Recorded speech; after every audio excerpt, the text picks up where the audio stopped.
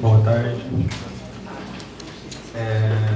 Bom, com muita alegria que eu estou aqui nessa nova quinta reunião de Antropologia da Ciência e Tecnologia. Essa reunião que eu acompanho desde a segunda edição. E eu vou fazer aqui uma apresentação experimental. Essa mesa que é voltada para transversalidades entre ciência, religião e arte. E no meu caso eu fiquei incumbido da ciência e eu vou fazer uma apresentação experimental no sentido de que eu não tenho um texto, nenhum PowerPoint, eu vou trazer uma questão para pensar com vocês.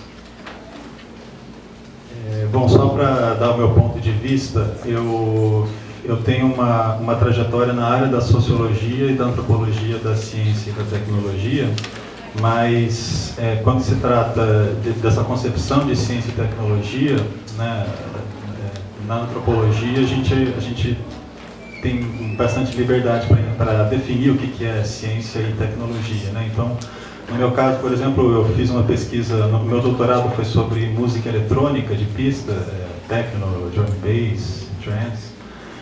E muita gente pensa que eu pesquisei então música, né? Mas da perspectiva que eu pesquisei, era uma ciência e uma tecnologia. No caso, era uma tecnologia rítmica aplicada, no sentido de que existe uma máquina da pista de dança que era preciso fazer funcionar e fazer dançar, né? Então era um objeto técnico. A música era uma peça de uma máquina. E existia todo um conhecimento, um saber empírico, né? Uma ciência que era desenvolvida e tinha inclusive um nome no campo da música eletrônica que chama Breakbeat Science, ciência da batida quebrada, que começou lá com Grandmaster Flash, DJs que descobriram que certos trechos de alguns segundos de algumas músicas, quando tocados, têm um efeito na pista de dança. E essa descoberta, uma descoberta empírica, gerou toda uma produção de conhecimento sobre então como que você combina esse trecho com aquele outro trecho, e isso amplifica o efeito, né? Então é uma ciência empírica. Então isso só para dar um exemplo assim de onde eu falo, né? Da minha perspectiva. Um outro caso que eu tenho trabalhado recentemente é o caso do skate. Skate é essa coisa mesmo, essa tábua com 4 rodas que a gente anda e faz manobras, né? Que é uma tecnociência também, né? Tem toda uma parte técnica, tem todo um conhecimento associado e é empírico, né? Mas assim, tirando esses casos, eu também me interesso por ciência como a gente normalmente entende. Eu estou no momento orientando uma pesquisa que é uma etnografia de um laboratório de física, um laboratório lá da Unicamp mesmo, onde eu sou professor de sociologia. E é uma aluna de iniciação científica que está acompanhando a realização de um experimento lá. E por fim, essa introdução, eu estou no momento trabalhando numa pesquisa teórica que busca os pontos em comum e as convergências e sinergias entre a teoria Torrede do Bruno Latour e o conceito de reticulação de um filósofo francês do século passado chamado Gilbert Simondon. Então eu tento trabalhar uma sociologia simondoniana nas suas ressonâncias com a teoria Torrede. Bom, então é desse lugar que eu estou falando, e quando o Emerson propôs então da gente fazer essa mesa sobre essas transversalidades e sobre esse recorte, né, que seria por objetos, né, e pela sua exposição, né, a exibição de objetos científicos, a exposição de objetos artísticos e de objetos religiosos, eu fiquei pensando como seria uma maneira interessante de abordar isso, e eu cheguei a algumas ideias. Por exemplo, nessa etnografia que eu estou orientando e acompanhando nesse laboratório de física, uma das coisas que me chamou a atenção quando eu fui lá, conheci o laboratório, fiquei um pouco lá, era um rack que ficava encostado na parede, num lugar de circulação do laboratório, né, onde tinham vários papers. Era um laboratório de física e tinham papers das pessoas, dos pesquisadores daquele laboratório, expostos nesse rack, uma estante, né? Então, você passava lá para entrar no laboratório e você passava por esses vários artigos. Você podia parar lá, dar uma olhada, ver, olha só, o professor Marcelo publicou na revista Physical Review Letters, olha, vamos ver. Então era uma maneira de divulgar o trabalho que estava sendo feito lá. E eu achei que isso seria, por exemplo, um exemplo de um objeto científico sendo exposto. No caso do objeto seria o artigo, né? E da perspectiva do Latour, o artigo ele é uma peça fundamental dessa fábrica de produção de fatos, que é a ciência e o laboratório, né? Mas algo me incomodava nessa ideia, que é como se fosse assim, é um objeto científico, mas digamos assim, é como um objeto científico já, pelo menos ali, onde estava, ali naquele laboratório, era já um objeto bastante neutralizado, bastante acabado. Ele já tinha, de certa maneira, quase como ver um animal empalhado. Ele não era um objeto científico na sua cientificidade. E isso era um incômodo, e aí eu fui em busca disso. Como é que eu ia superar como é que eu ia encontrar um objeto científico para trazer aqui para essa mesa, né, que fosse, na minha concepção, um objeto plenamente científico. Eu espero deixar mais claro o que eu entendo por plenamente científico aqui. Então, por exemplo, eu estava agora, nesse intervalo entre as duas mesas, dando uma volta aqui pelos prédios, e eu vi que a física fica aqui pertinho, a química fica aqui pertinho. Eu andei nos corredores e vi que tem máquinas ali. Os cientistas naturais gostam de deixar máquinas antigas nos corredores, fazem parte da história da ciência, né? E a gente também encontra isso em museus, né? Então, instrumentos e máquinas, né? Mas são máquinas ex-máquinas, porque elas já estão desligadas, elas não estão funcionando. Se elas fossem máquinas em ação, digamos, da ciência em ação, elas não estariam num corredor, elas estariam dentro do laboratório, sendo usadas. Então, instrumentos, máquinas, papers, inscrições, demonstração de experimentos. Às vezes a gente compra esses kits, né, kits de experimento científico que a gente pode fazer em casa e às vezes a gente vai numa feira de ciências e tem esses testes, você leva um choque e vê que a gente passou corrente elétrica, essas coisas, né? E isso também eu achei que não contemplava assim, o que eu estava querendo trabalhar como objeto científico. E também uma última variante do que poderia ser entendido como objeto científico são as ideias, as teorias, né? Então, por exemplo, teoria da relatividade. Então, a equação E igual a mc ao quadrado poderia ser um objeto científico, né? Mas o que eu estava buscando, quando estava pensando em objetos científicos, era naquilo que o objeto oferece para o cientista e apenas para o cientista. O que um cientista, na sua relação com o seu objeto, procura enquanto cientista, né? E isso a partir, então, das leituras. Todo mundo aqui deve, enfim, estudar ciência, tecnologia, a gente fica o tempo todo pensando nisso, né? Então, pensando nisso também, e o Bruno Latour, a maneira como o Bruno Latour explica, expõe e oferece uma interpretação para a prática científica é muito próxima da que eu estou propondo aqui. Eu cheguei nessa ideia que o objeto eminentemente científico, né, o objeto enquanto objeto científico, ele precisa desempenhar a natureza. Mais ainda, ele precisa desempenhar uma separação entre o sujeito e o objeto. O objeto científico ele precisa produzir uma diferença entre sujeito e objeto. Ele precisa promover um processo de objetivação, que a gente pode chamar de um processo de dessubjetivação, né, que É claro, sempre tem uma contrapartida subjetivante, para cada objetivação existe uma subjetivação, mas o interesse do cientista no seu objeto não é o processo de subjetivação, apesar dele ocorrer, é o processo de objetivação. Então, quanto mais um cientista conseguir mostrar que o objeto que ele está trabalhando é separado dele como sujeito, né, e pode ser o mesmo objeto, tem essa identidade, essa autoidentidade, e pode então manter essa autoidentidade para outros sujeitos, né? Quanto mais perto o cientista chegar disso, mais ele tem sucesso na atividade dele de construção de um fato. E então foi aí, foi nesse, é isso que eu chamo de um objeto eminentemente científico, um objeto capaz então de promover essa separação entre o sujeito e o objeto, né? Portanto, um objeto que objetifique.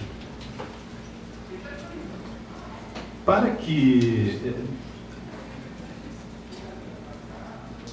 Tem uma citação aqui do Alfred Gell, esse antropólogo inglês, que eu separei para ler sobre esse assunto, que está num artigo dele, chama Traps as Artworks, eu acho que é Artworks as Traps também, que faz esse trocadilho, que ele está falando das armadilhas, né? Armadilhas, no caso desse texto, armadilhas num contexto de exposição de arte, né?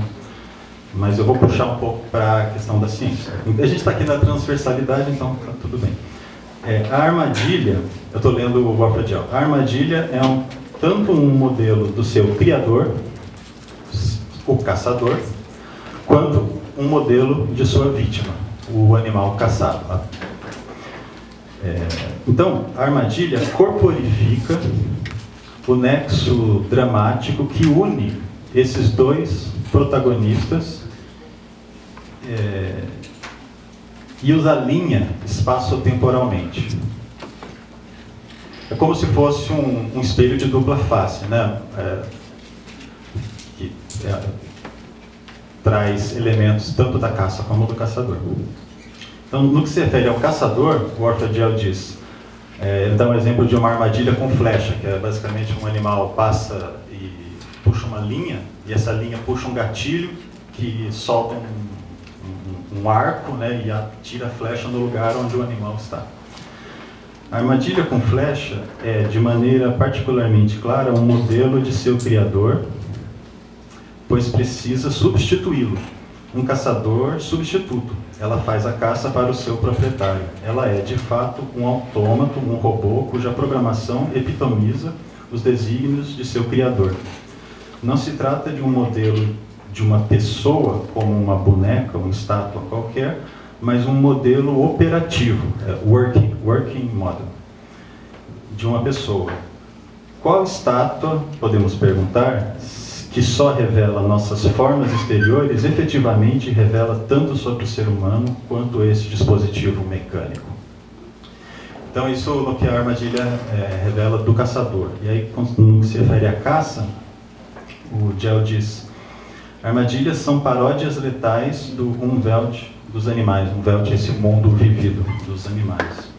Armadilhas podem ser consideradas textos sobre comportamento animal. O fato de que animais que caem em armadilhas sempre causaram seu próprio aprisionamento por suas próprias ações, sua própria autoconfiança complacente, faz das armadilhas uma forma muito mais poética e trágica de caça do que a simples perseguição. Acho que o Gell foi um pouco malvado de dizer que os animais caem por sua própria autoconfiança complacente na armadilha, mas o interessante dessa imagem é que tem que ter na armadilha, a armadilha tem que incorporar uma parte da sua caça. Né? No sentido de que tem que saber que quando o animal passa aqui, primeiro tem que saber que o animal passa aqui. Onde é que você vai colocar, você caçador vai colocar uma armadilha. E depois, o animal passa aqui, mas como? Ele passa voando, correndo, andando, rastejando. Dependendo de como ele passa, a armadilha vai ter que incorporar isso no seu mecanismo. E dependendo da armadilha, por exemplo, uma flecha, se ele receber uma flechada, o que ele vai fazer? Ele vai sair correndo? se ele sair correndo, o caçador vai chegar lá e não vai encontrar nada, né? Então, assim, essa incorporação da caça na armadilha, eu estou trazendo aqui, porque para mim é uma imagem interessante do que o objeto científico busca fazer com a natureza, que seria o seu objeto último, né? O objeto último da ciência é a natureza, né? É a produção, eles dizem descoberta, mas é a produção da natureza, né? Então, o objeto científico poderia ser visto como uma armadilha. Como uma armadilha, o cientista como um caçador, né? E a natureza como uma caça. De certa forma, é isso que o Francis Bacon, propôs, né? Quando ele disse que para dominarmos a natureza, primeiro é preciso obedecê-la. Essa imagem do cientista como um caçador que tem que encontrar alguma armadilha para pegar essa natureza e aí poder fazer os experimentos e descobrir alguma coisa, né? No caso do caçador seria mais se alimentar, alguma coisa assim.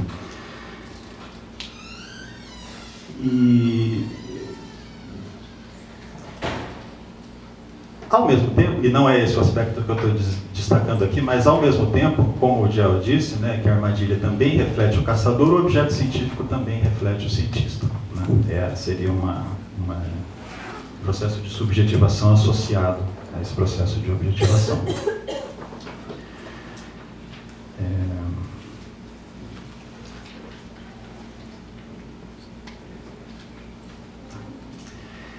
Então, se a gente entende o objeto científico dessa maneira, como uma espécie de armadilha para capturar a natureza, né, eu acho que se a gente, geralmente é assim que eu vejo um cientista falando do seu objeto, né, se a gente fizer as devidas traduções e mediações,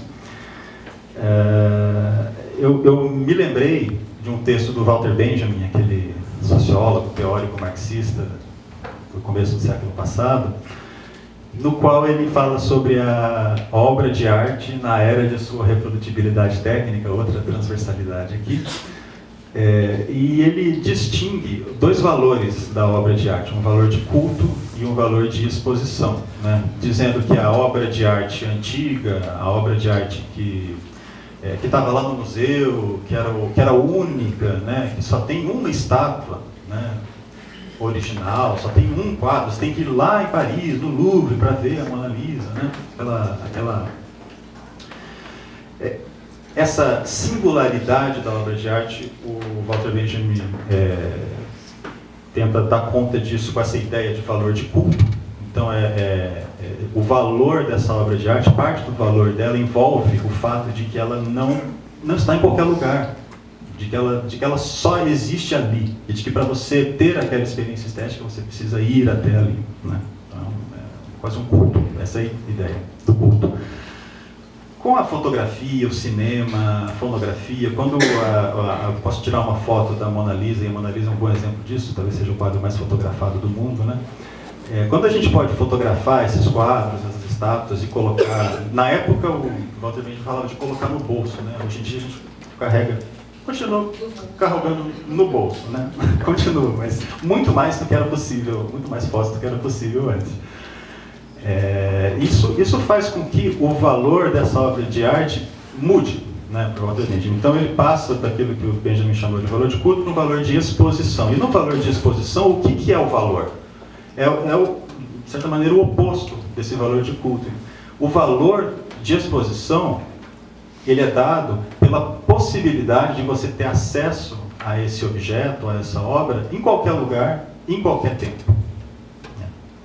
Aí ele vai falar que isso acaba com a aura, mas isso não é o ponto aqui da minha apresentação, é mais essa ideia de que, quando a gente pensa no objeto científico dessa maneira que eu estou pensando aqui, está muito mais próximo daquilo que Walter Benjamin chamou de valor de exibição. Então, né? E isso, mais uma vez, mostra a diferença entre a gente ir num museu de ciências, né, por exemplo, e encontrar lá uma assinatura do Einstein, ou a máquina na qual o Einstein fez um teste, né, essas coisas, que é um valor mais de culto, né? Você vai lá, como se você fosse de valor religioso, você vai lá prestar homenagens religiosas àquela grande personalidade científica. Mas isso é diferente de você entrar no laboratório de física, né? Passar direto ali pelo rack de artigos, né? Passa direto e vai lá na mesa da pessoa que está lá escrevendo um software para decodificar e tentar identificar a orientação de certas agulhas num tabuleiro que vai ser submetido a um campo eletromagnético, né? Então, qual é o objeto científico aí, né? Bom, aquele programador, aquele pesquisador, aquele cientista está construindo uma armadilha para aquelas agulhas, no caso. Esse exemplo das agulhas é justamente a etnografia que eu estou orientando nesse laboratório. E se tudo der certo, né, se a armadilha ficar boa, o valor dela vai ser que justamente ela pode ser usada por qualquer outro pesquisador em qualquer outro laboratório, né? Da perspectiva da ciência, este é o valor desse tipo de armadilha, que seria o valor de exposição, né? Então a pessoa não precisa ir lá na Unicamp, lá em Campinas, para conhecer aquele programador e aquele. Não, isso seria, na verdade, um tanto quanto anticientífico. E ele é valorizado no seu valor de exposição, de exibição. E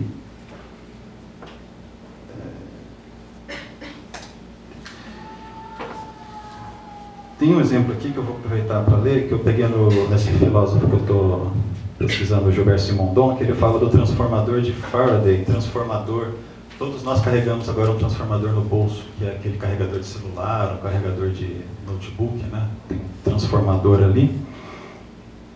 E isso foi descoberto por alguns cientistas, né, no começo do século passado, final do século XIX. Faraday foi um deles.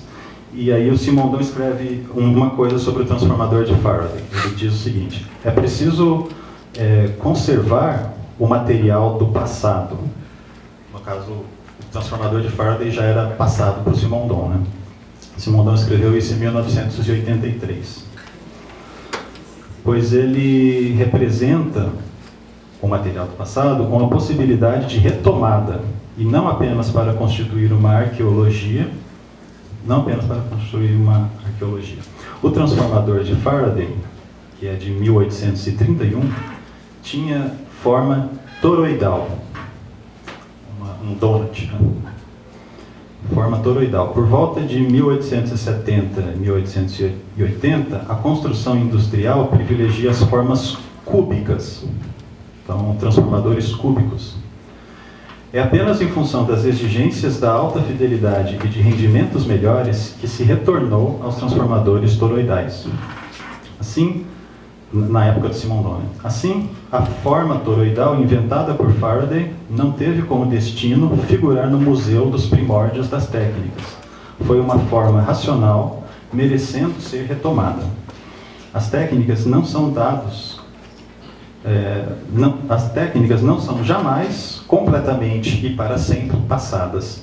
Elas guardam um poder esquemático inalienável e que merece ser conservado e preservado. Achei essa citação legal do Simondon porque mostra justamente essa ideia de um objeto científico que eu estou tentando trabalhar aqui. Um objeto científico cujo valor, cujo valor científico, né, cuja característica eminentemente científica, é justamente isso que o Simondon chamou de um poder esquemático inalienável, né? É o seu potencial, essa agência própria desse objeto, na sua relação com o cientista, né, nesse contexto científico, de produzir esse efeito muito singular, que é essa separação sujeito-objeto. Portanto, a produção da natureza. Bom, eu tinha algumas coisas ainda para falar, mas como enfim, o tempo está acabando, eu vou fechar. O Latour trabalhou, na minha opinião, muito bem essa ideia de objeto científico que eu estou tentando trabalhar aqui. E uma das maneiras que ele acabou trabalhando isso, que eu acho muito rentáveis, muito interessantes, é através desse conceito, dessa ideia que ele desenvolveu de centros de cálculo, centrais de cálculo, que eu estava relendo esse livro dele, Ciência em Ação, né? E essa parte e eu nunca tinha me dado conta como que a definição dele para essas centrais de cálculo é praticamente uma definição do que eu entendo como um ator rede. Então eu vou ler essa definição para vocês.